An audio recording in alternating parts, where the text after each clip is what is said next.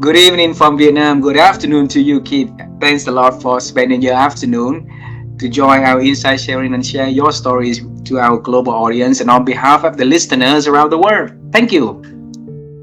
Very welcome. Thanks for having me on the program, huh?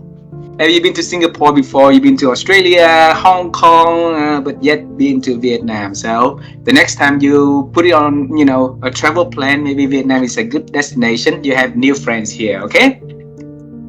It's definitely on there.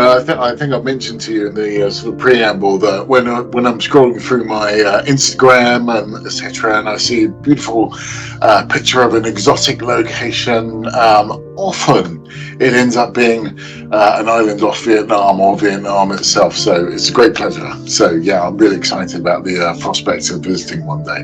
Me too, me too. I'm looking forward to it. And Keith, in our culture, it's very honor for our audience if we can have you to introduce a little bit about you and the works that you are doing. Could you please do that for us? Yeah, of course. I've called myself Sales Marvel. That's the name of my company. So thank you for having me on the program. And the name kind of implies it's around about sales and how to get my customers selling more stuff, whatever it is they sell, whether it's services or products or whatever it happens to be. The Marvel bit is not because I like Black Widow or Spider-Man or anything like that, and they're fantastic. But when I was in the city of London selling technology to investment banks, I was known as Mr. Marvelous because I'm quite an upbeat and outgoing kind of, happy, if you like. And so Sales Marvel connected, but that was before I found out about search engine optimization and how hard it was going to be for me to get up on the first page of Google. But anyway, I'm there now after a few short years, and so I'm happy to be here. Thank you. So now I know where the Marvel comes from. So Mr. Yes. Marvelous, right? Mr. Marvelous. What did you do that make them call you Mr. Marvelous? Well, when I first got started in sales, it was a recession in London and lots of Europe at the time, and there was a lot of gloom and despondency around, and I just thought, happiness is a state of mind. There could be all kinds of problems going on at home or on the journey into town, but actually, I think if you're a happy person in your heart, you have a responsibility to spread that around a little bit more. So I try very much to be not crazy, but I try very much to have a happy disposition, make people smile like you do, huh? I think that's if you have that gift, I believe I do, you have a responsibility to share it. Wow. Wow. And I wish that we have so many people out there in the world have that kind of gift. So imagine if how the world gonna be if so many people can spread happiness around, right? That would be an awesome thing, wouldn't it? My friend, I need you to move away from the camera a little bit because it's keep blurring your face at the moment. So just one yeah, second. yeah. Let me switch my camera off and then on again, see if it'll reset.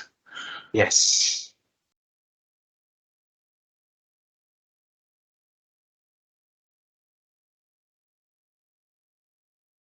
Yeah, it's beautiful now. I can see you clear now. Yeah. All right. Okay. Yeah. Thank you for Yeah. pointing that out. Yes. So, there's a lot of people in this planet Earth don't know about selling, want to become a good seller, and want to become a noble seller also. All right. So that's why I connect with you and say, okay, Mr. Sales Marvel, let's come in and share your stories.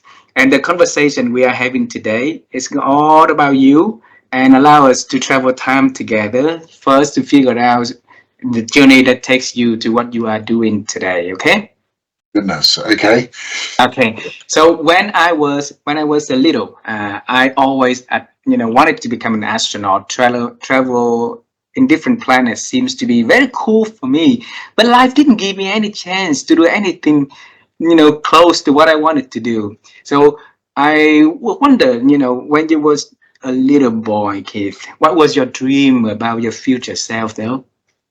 Oh, that's really interesting. It certainly wasn't to be a salesperson. I didn't even know what a salesperson was. But I do recall when I was about 7 years old in primary school, we were asked to enact to see if people could guess what we wanted to be by the way we acted. And I sat in my little chair next to my desk, just like you and your viewers and listeners are right now, and I leaned back a little bit in my chair, and and lots of people got it, but I wanted to be an airline pilot, and I was taking off and landing. So I thought that was really glamorous. Concorde was flying at the time, which was just the epitome of grace and beauty for me. And so, yeah, I wanted to be an airline pilot when I was young. So from airline pilot to what you're doing now, there's a huge difference. All right. So Yeah, that's you need to explain to us how the journey takes place from that airline pilot dream to becoming a person, training people to become sales professional, please. yes. So at age 7, your personality or character is more or less formed. There's plenty of scientific research that confirms that. But of course, what happens between primary school age and leaving school is lots and lots of different things. So, excuse me. So I became very interested in mathematics and in physics. And I also became a cadet.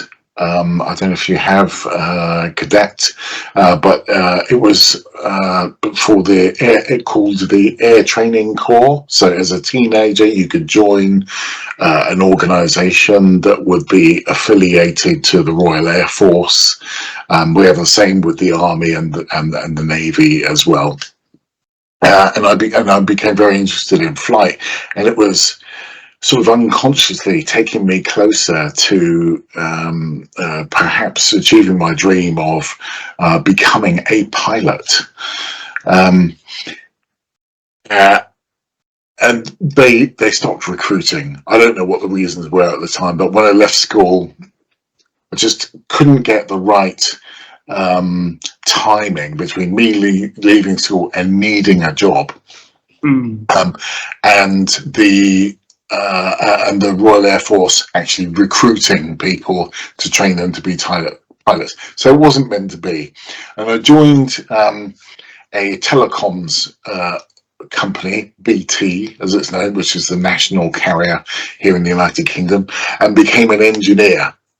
And I became an apprentice engineer. So what happens with an apprenticeship is that you tend to go around all the different departments from you could be laying a cable under the ground to connect a building up to the telephone network. This is back in 1982, by the way, so a long, long time ago.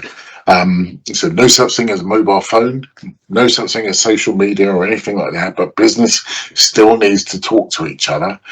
And so I went around all those different departments. And at the end of my second year, and I can remember it, just like I'm sat talking to you now, huh? My boss said to me, he said, Keith, I just need to have a quick word with you. And I said, okay. His name was Bill.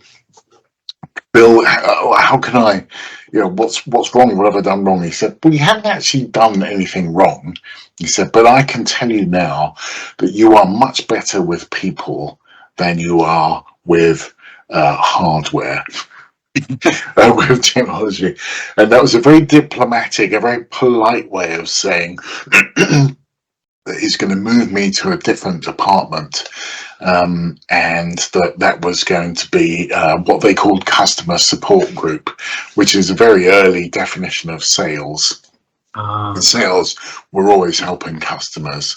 That's the idea, and so that's what they did. They moved me into customer support group, and that's where my life began in sales. Wow. Just like that. So it was not an intentional move. It was one of those, divinely inspired moments, I guess you could say.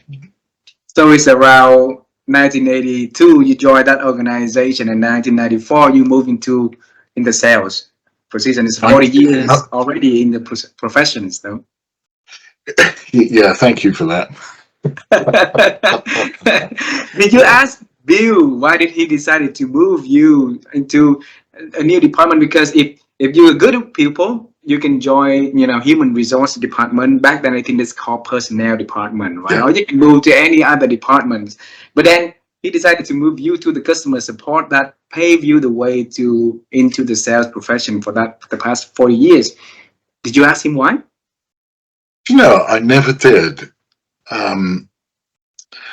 I think because I'm a beta personality, and I just wasn't nearly as clearly. I was only 20 years old. It just wasn't the developed character or assertive character that you see or hear before you today. This is 40 years of battle scars and all of that. So I just kind of said, okay, well, all right, that's what's happening. There's very little I can do about it. So I'll just kind of go with it. I started, I loved it. I love working with people. He was absolutely right. So Bill, I didn't even know if he's still around, but thanks, Bill, if you are, or someone is. It was one of probably 5 things in my career that I can recount on one hand that was just a fantastic thing to have happened. Wow. So Bill was one of the 5. So yes. I suppose that my audience will be able to hear another 4, amazing things. Yeah. Yeah, I hope so. Yeah. So normally, if you move from the engineering department onto, engineers seems to be the department back then is in the back end where you don't integrate with a lot of front end and talk to a lot of people, and then Bill moved you to the front end and then talk to customers and starting to sell the product. So it might create a lot of worrisome for you, right? But you say that you moved and you loved it. So I want to bring you into that moment, okay? When you first sat down on the chair and pick up the phone and do the sales works, and then you said that you loved it. How did you feel back then? Well, you see, it was very, very different back then. So it was the last year of my apprenticeship, so I was taking incoming calls. The world of sales worked very differently then. And so if I try and put a modern day sort of lens on what was going on at the time. So I sat at a desk, very simple, clearly no video, but the telephone would ring, I would answer it, and generally it would be a customer that was reporting a fault. It would be a business customer reporting a fault. Our telephones are down, they're not working, or it's a bit noisy, something like that. And it would I would have to interact with them, ask them questions to find out exactly what the fault was, and try to narrow down what the issue might be. Is it in the same building as the person making the phone call is in, or is it likely to be under the ground somewhere? Just narrow it down a little bit. What we would now know as first line help line. line support. But also there was the opportunity, where sales came into it, is could I get that customer in a place where they wanted to buy an upgrade in their support contract, or buy a new phone system because the old one's worn out, or something like that. And that's where the sales conversation kind of came in, and you had to interact, because there was no WhatsApp or messaging or anything like that at the time. You had to interact with people. So I keep telling my children to do the same thing, these days, because they Gen Z, or Generation Z as we call them in the United Kingdom, somehow prefer messaging. If I can just relate it, that's the important thing about sales and selling. It's not your communication preference that counts. It's your customers, or your potential customers' communication preference which counts. And your skill as a salesperson is about figuring out how do they want to interact with you and your brand, and making it easy for them to do so, because that's how people buy. People buy when you make it easy for them. Yeah. And yes. Sorry. Yeah, go ahead. Go ahead. Going back to the 1984, I guess we're in, and as you say, 40 years ago, that's how that world kind of worked. You know, I said to you that there was probably 5 big moments in one's career. But so the first one was Bill talking to me about people. The second one was quite soon after that as well, and that was in 1988, when I grew up on the south coast of England. In the nearest city was Portsmouth, which is a very famous naval harbour, famous around the world. Many of your listeners will have heard of Portsmouth. And there was a workers' strike going on in communications in 1988. And they needed engineers in London. And my boss said to me, I was single. My boss said to me, I don't suppose you'd like to go to London to help them. And I said, yeah, okay. I was thinking it would be for an afternoon, because they're a couple of people short or something like that. Anyway, this is on a Thursday, and he said, no, it's full time, and I need you there Monday morning. And so literally in 72 hours, I left home. I was still living with my parents at the time, and they put me up in a hotel for 2 weeks in London. I'd never travelled abroad before, never. And I've been to London once, but I had to go and start living in London and working, and that was a transformative moment in my career. And as I look back on it, it was one of those 5 amazing things that happened along the way. Tell us, why was it a transformative moment?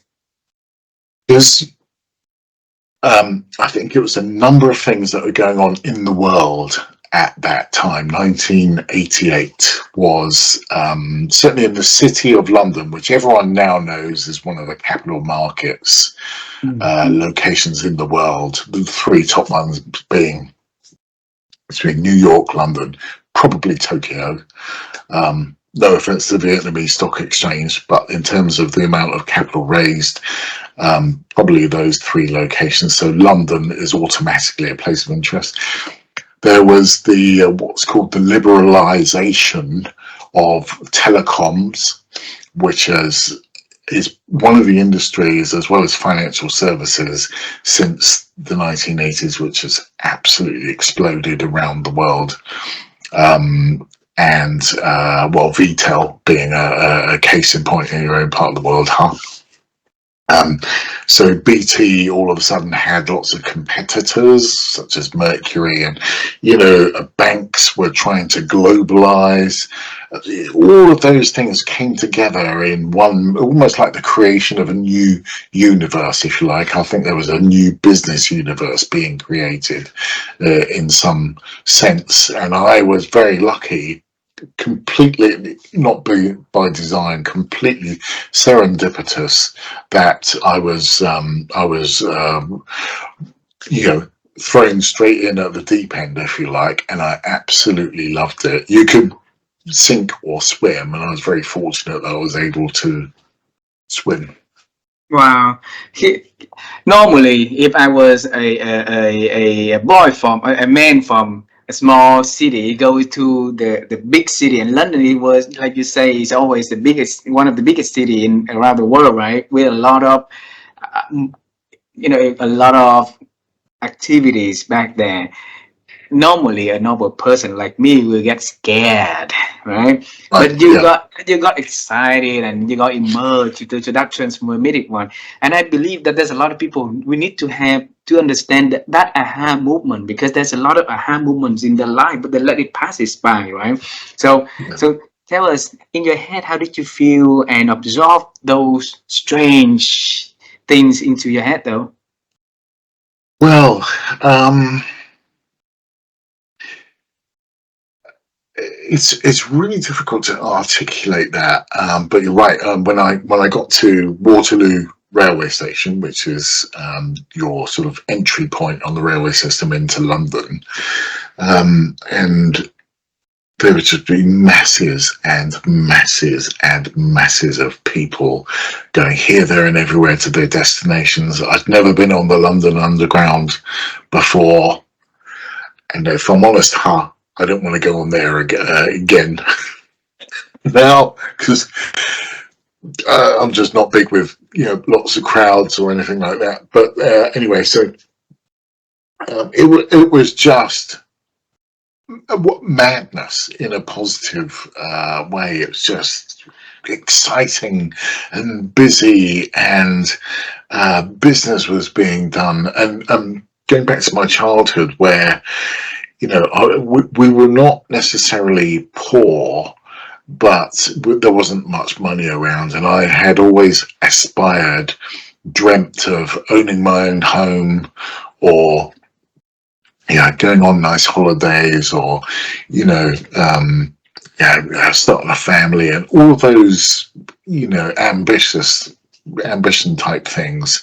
And all of a sudden, I was plunged into this world of immense wealth, where people were chauffeured to work in Bentley motor cars and Mercedes Benzes and stuff. It was a world that I wanted to be a part of, and that was, and that hence, and I heard somewhere along the line that the difference between fear and excitement is a smile.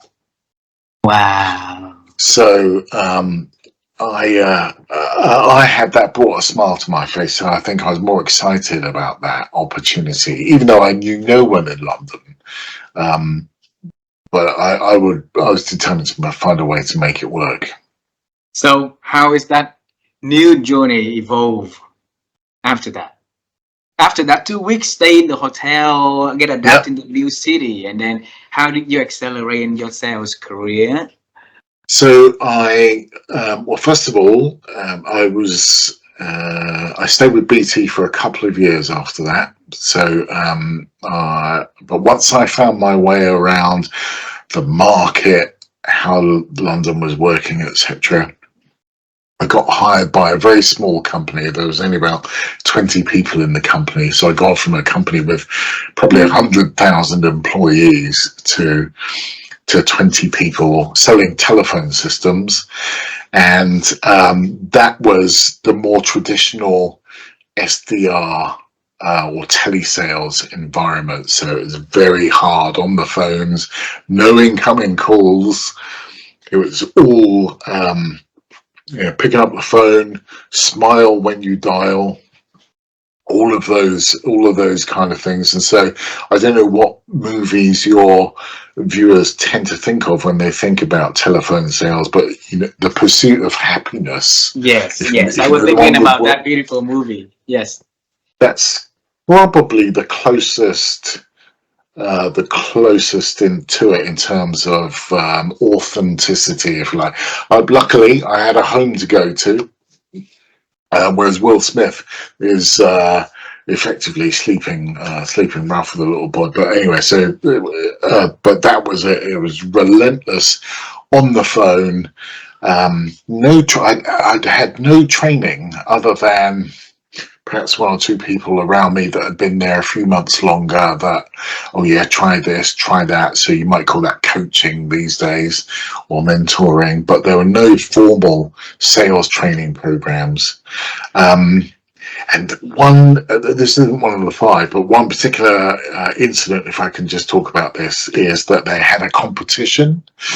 They had a competition for um, the person that does, I think it was £30,000 gross profit in the next quarter, gets a free holiday to Florida. And I'd never been abroad before. And I wrote down my goal on a sheet of A4, and I found a photo of Florida in a magazine. I cut it out and I put it on my, now we would call that a storyboard probably, or a visualization board these days, but I put it up there so that every time I was on the phone, if I encountered an objection, or if I was having a difficult call, or just didn't feel very excited at the time, I would be able to look at that photo of Florida, keep my goal right in front of me, and that would inspire me, so that I would end up having a really good day. So that call may not have gone as well as I wanted, but I would still end up. Anyway, fast forward a quarter, and I just missed. I didn't actually make it. I just missed. And one of the other guys, John, did make it. He got the holiday. But at the quarterly sales meeting, they awarded John his his gift of Florida, and that's right and proper. He won it. But they also said, and this wasn't sort of advertised, that actually we want to recognise Keith Rozelle as the hardest working salesperson in the company.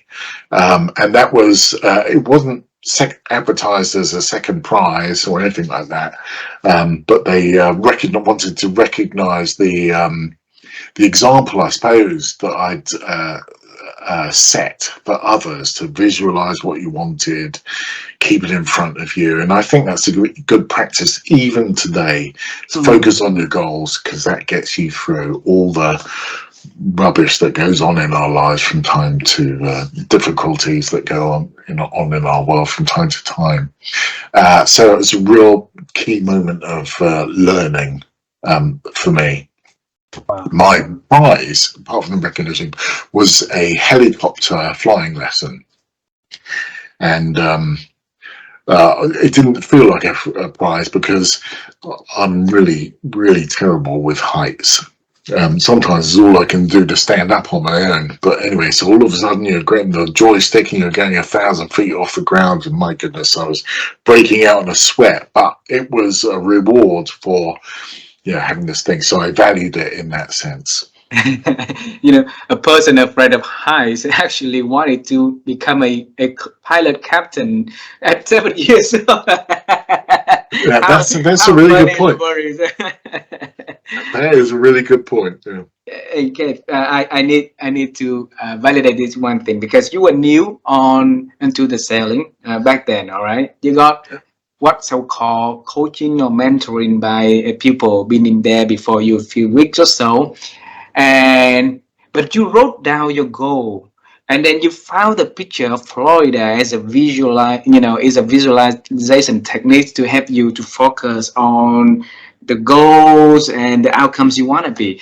How did you figure out those techniques as a newbie? Yeah, that's a really good point, actually. I can't remember how I can remember the book that I got that recommendation from, and it's called The Power of Visualization. Mm. It's by someone called Shad, S-H-A-D, Shad Helmstetter, and perhaps you can Google that afterwards, or if I can, I'll send you a link. Shad Helmstetter, and it talks about visualizing your goals Mm. to overcome adversity.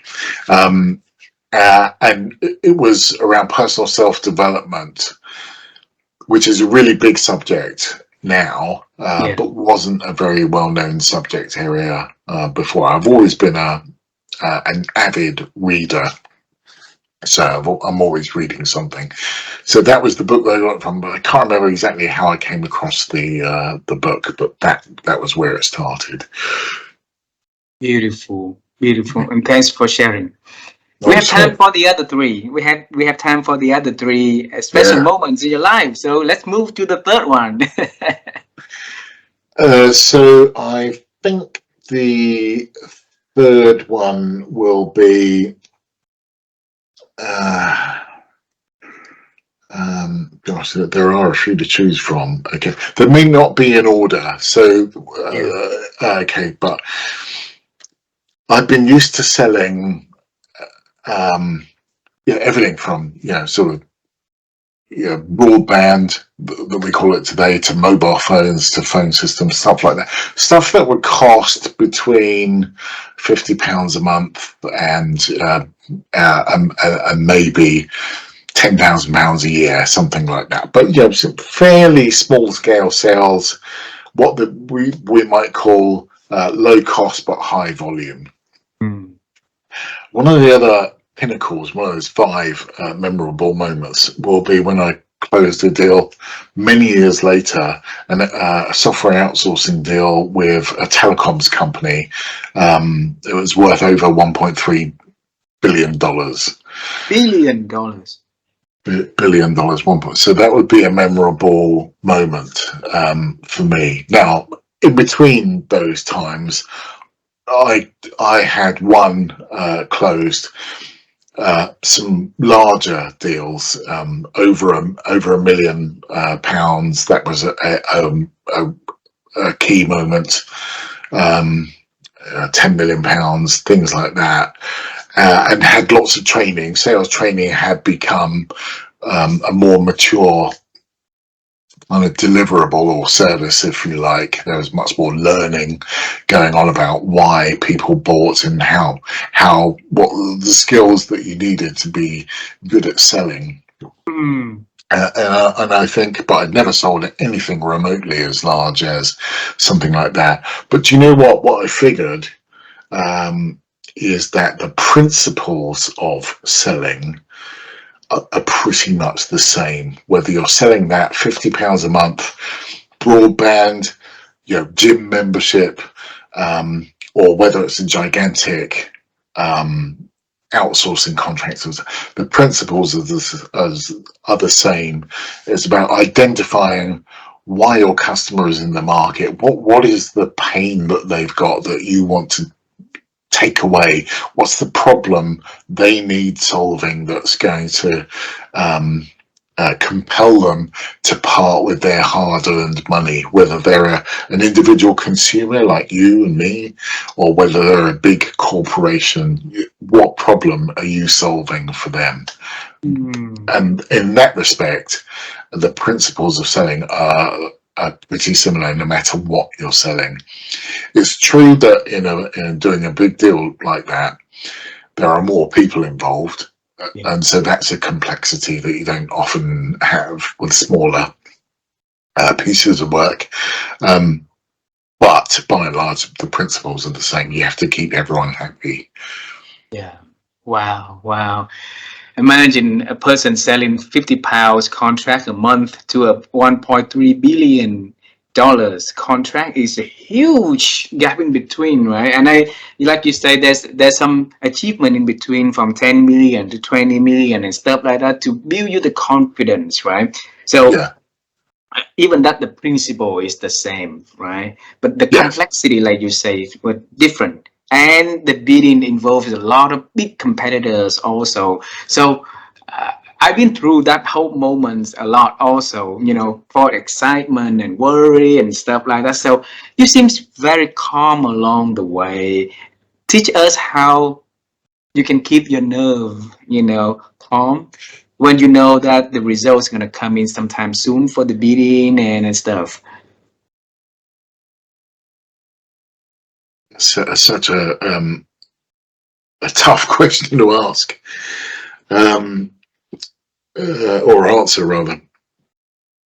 How do you keep calm? Well, sometimes you don't actually. So, all I think mastering the basics, and this is going to say, I know some of your readers and listeners are going to say, "What's a bit of magic? What can Keith tell us? What's the real magic?" Well, actually, I don't think there is magic as such. It's about mastering the basics. It's about doing something as basic as turning up for meetings on time. Mm.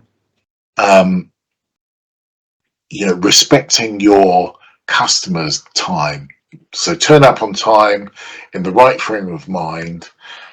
Think about everything in terms of solving the customer's problems. And certainly for more complex sales, you cannot do them alone on your own. You are going to need to bring in your colleagues who have particular expertise in software outsourcing. We need lots of expertise. We need some data center specialists. We needed software specialists, all kinds of people, even accountants, because on a big outsourcing, you need lots and lots of different skills. Honestly, it'll make you could go dizzy just thinking about all the different skills that are required to bring something like that, like landing a plane. It's not just you, it's all that process and expertise that's supporting you. And so you don't have to be likable as a person, but you do have to find a way to get people to help you land that plane, so to speak. And that is, if there's any magic about how to do these kind of deals, it's about bringing people with you. And that's a leadership trait. It's about bringing people with you on that journey, persuasion, influencing. And it may not be people working with you on the deal. It might be persuading your line manager to support your deal versus one of your colleagues, because companies only have a finite set of resources, whether you've got 100,000 people in your company or 100 people in your company. If it's me and her that have got great deals on the go, but we've got limited resources, we have to pitch to our line manager to say, well, I deserve the resources because I've got a better chance of winning. So you have to, sometimes the internal sell, can be harder than the customer sell. But that's the way the world works. We have to work out. And that's why sales is it's an art and a craft and a science as well. It's a fascinating subject, and that's why I love being in sales so much. Beautiful, beautiful. And you mentioned one thing is very, very, very important, which is like mastering the basics, right? While a lot of people are looking for some secret formulas to fast track to get the quicker result, but at the end, I think is everything has the basics, and as long as you master the basics, get the skills that needed, and then patient enough to work hard, and then one day it gets there. But in your journey, there's a lot of things that is really amazing, and I think that a lot of our audience want to know this one question that I want to ask. Okay, given that we have a basics mastery, all right, but then the industry differences also is a huge challenge. You're moving from the telecom onto the tech, onto the banking and financial services and stuff like that, educations. So each of that has a different, market, sales strategies and understanding. And no company will have the luxury for somebody to come and learn and learn and learn, but you need to deliver something, right? So each time that you move into the new industry, what did you do to master the industry as soon as you could? That's a great question, because there is a way that you can learn really quickly. So one of the things that I teach as a sales trainer these days is that, well, first of all, you wouldn't believe how many people tell me, you can't possibly know about my business. It's very complicated. And all of that. So you could be a hedge fund manager, or you could be, doing stuff in outer space or whatever. I don't know if, I suspect many of your viewers and listeners will know the famous statement from Einstein, which said, if you can't explain what you do to a 6-year-old, you don't understand it well enough yourself. And I firmly believe that. So I promise you, I could sit down with any business person for an hour and ask them a set of questions, and I'll be able to make a cold call on their behalf to a prospective customer. I may not get the appointment, but I will be able to make a competent cold call by uncovering the benefits that that company does, whether it's a hedge fund or a space agency or everything in between. That is the gift of understanding sales, and there are plenty of people that are better at it than me.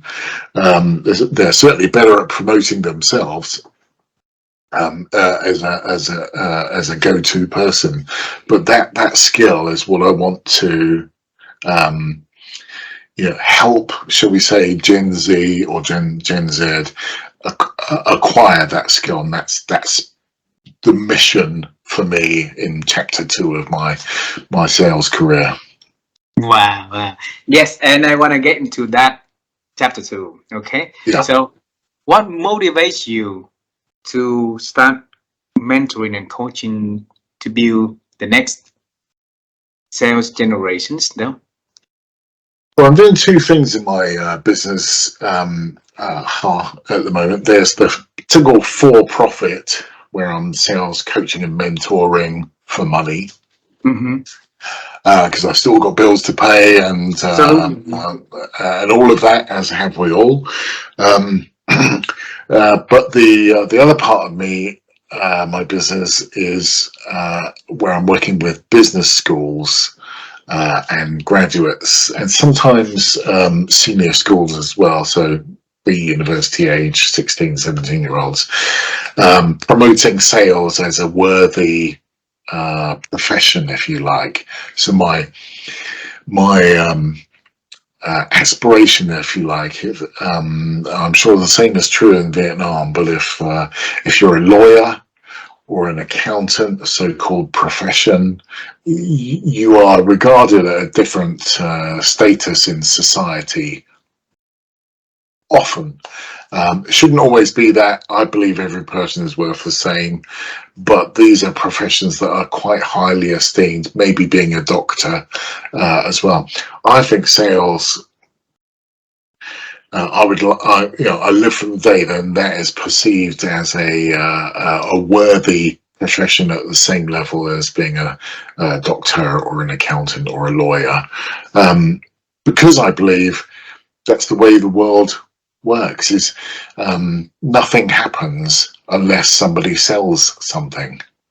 I truly believe that too. I also coming from the sales background. I really admire the profession. Okay, Keith. You've been through selling for 40 years. There's so much changing in the industry, in the professions, right? And something. Okay, Yes, carry on. But I just want to challenge you on that. Can I do that? Sorry to get you. I had this very conversation with an intern I had from the a business school that I work with. And actually, let me take you back to 1988 when we had to get a message the right message to the right person at the right time. Fast forward 40 years to 2024, it's about getting the right message to the right person at the right time. That hasn't changed. Yeah. How you get that message to that person, yes, of course, that's changed because whereas before you could only pick up the phone, write a letter, or knock on someone's door. That was the only three ways you could get in front of a customer. There are a million different ways to do that now, many different ways of doing that now. The art is, again, what are their communications preferences, and how do we therefore engage with them in a way which is meaningful Yes. to them. Plus, Simple what you challenge. say. Plus, what you say earlier also is to make sure that you understand the customer, what they want, and how you solve their problems, right? My question about this is like this: how in that 40 years we've seen a lot of changes like that, and given the fundamentals remains the same, how to get to the right customer at the right time by the right methodology, understanding the needs, right? What would be the skills that you see salespeople these days need to acquire now for them to succeed in their profession? So Yeah. Yeah, it's a good question. Excuse me. Interpersonal skills. interpersonal skill.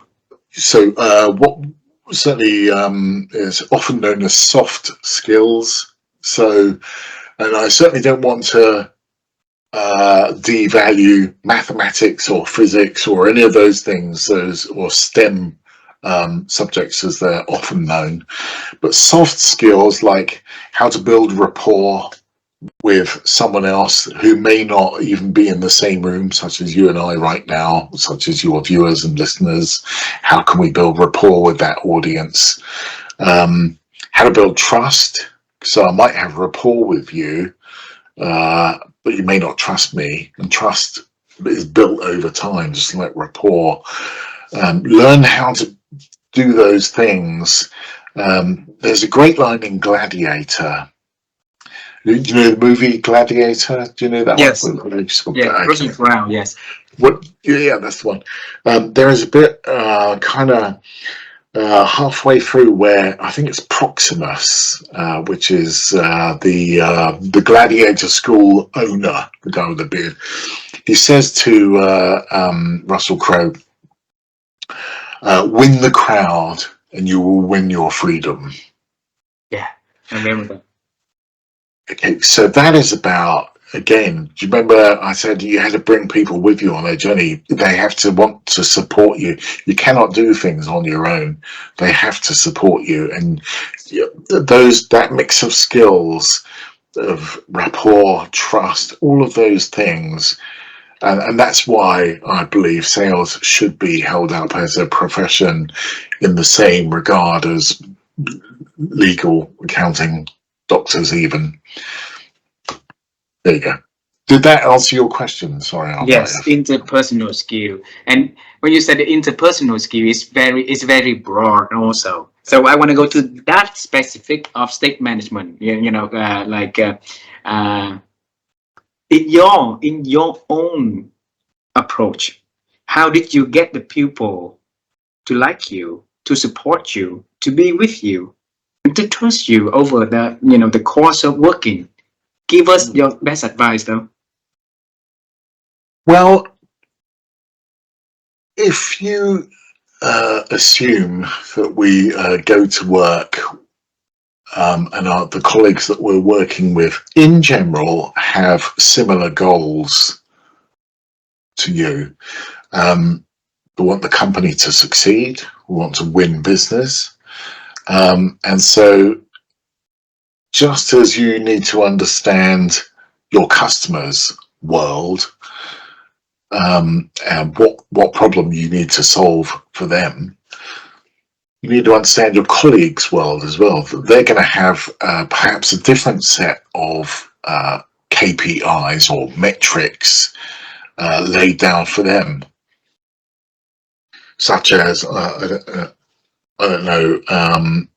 They want to do more business in a particular sector. That might be they want to. You have to align what you want with what they want, and find a way to mesh everything together so that you're all moving forward to solve the customer's problem. They spend money with you, we can pay the staff at the end of the month, and all those things. So you have to find a way to do that. How do you do that? Well, you get people to trust you. You don't have to get them to like you, but there needs to be respect there. The respect is, probably, and trust probably go hand in hand, but that's all part of the same principle of bringing people with you on the journey. The right balance of carrot, if you like, and stick, as it's often referred to. Because you're there to do a job at the end of the day, and so if you can do it with a willing cohort of support, that's got to be a really good thing. Beautiful, beautiful. I have two last questions for you for this conversation today.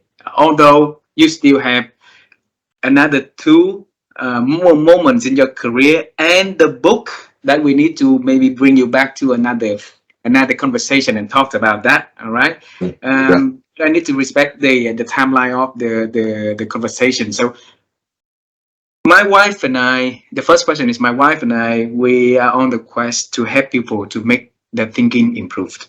All right, because we believe that our ability to think these days has been diminishing. So every chance that we got to talk to experts, and you in your profession, you have to think a lot.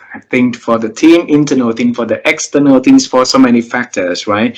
So I want to ask you, what is the secret that help you to expand your ability to think over the years now? That's really easy to answer that. Reading. All righty. Reading. It sounds like a very glib, a very instant response, but honestly, that is at the heart of it. I never got a chance to go to university, and probably for the first 10, maybe 15 years of my career, between the age of 18 and 33, it was a drag on my career.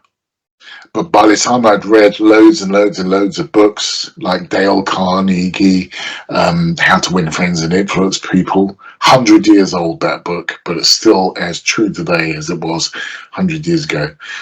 Shad Helmstetter, who I talked about earlier, in visualization. Books like that help you understand people and motivation and all of those things.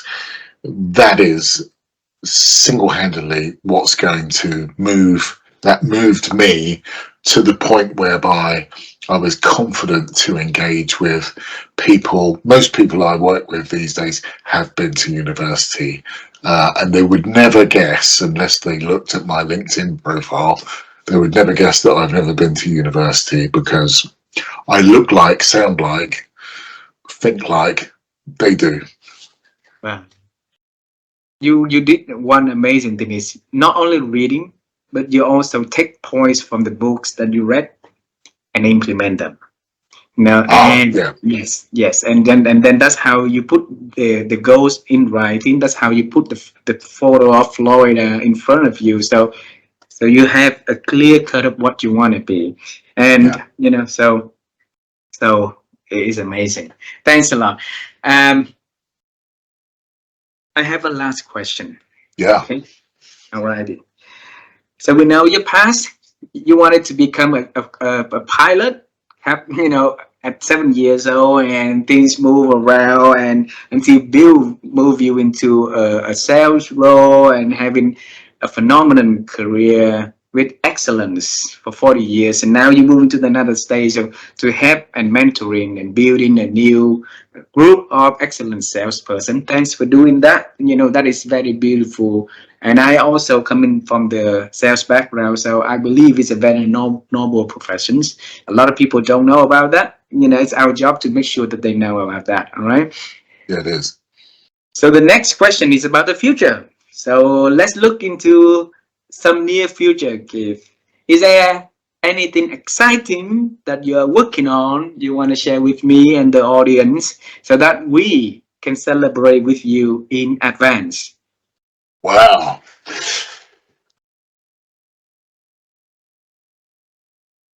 Yeah, here we go. I can't go into too much detail, but for obvious reasons. I got a phone call from. I got a LinkedIn message actually. A couple of again different way of getting a message to someone. A couple of months ago, from a guy, and he said, uh, "You've." You've got some skills. I'd really like to talk to you about something, and I'm quite easy to get a first meeting with. If someone's got something interesting to talk about, I'll have a chat. You have a free half-hour chat with me, no problem. So anyway, this guy has inherited a forest of 2,000, just under 3,000 acres. Not to tell you whereabouts in the world it is, but it's hot. Uh-huh. And I can't remember. It's a pretty big expanse of land. He's inherited it. It's got, as most forests do, loads of trees, and it's got loads more in there as well. And he said, I have no idea how to optimize or how to get this forest working for the local economy. And so the future for me is how can I use all those 40 years of skills, context developing, visualization skills, how can I apply that to this project so that we can benefit the local workers in there that don't have a lot of work at the moment. How can I really make something of it? And I've never had that sentence, never heard it before. I've inherited a forest. That was not something I was expecting to talk about, but how can I help this person? Yes, I'd like to make some money from it as well, but it's a long-term project. But how can I do that? And that's really exciting. So that's going to involve everything that's going on in the world at the moment, from geopolitical conflict, because the world is a troubled place right now, as you know. It's going to involve interpersonal skills, persuading people to do things. It's going to involve data. There'll be an audit. What else is in the forest? Is there wildlife? It's a fantastic opportunity. So that I'm not sure if that's the kind of answer you were looking for, but that is what the next 1 to 5 years looks like for me in my sales world. Wow, I'm happy for your next big thing. Not only that, making money, also you create jobs for the people in that communities, and the world needs a lot of people that can bring food home, bring happiness home, and stuff like that. So I wish that project turned out to be a successful one, expanding your capacity uh, and the works that you're doing. And along the way, keep updating us for that. All right. I will definitely invite you back for another one because I'm excited for your book, which is we haven't touched in this conversation, and the other two, big moments in your life, so that my audience will benefiting on that path of growing, that we need to realize when the big moments coming in, Yeah. appreciate that big moments and take advantage of that, otherwise it will pass by very, very short, very, very Well, quick. Yeah. And then Keith, thanks a lot for being so kind, so generous to spend your time with me to share your story. It's amazing journey that you are having. I'm proud of you, and I really look forward to seeing you in person one day soon. All right? I look forward to it. Maybe in March if you're coming to town.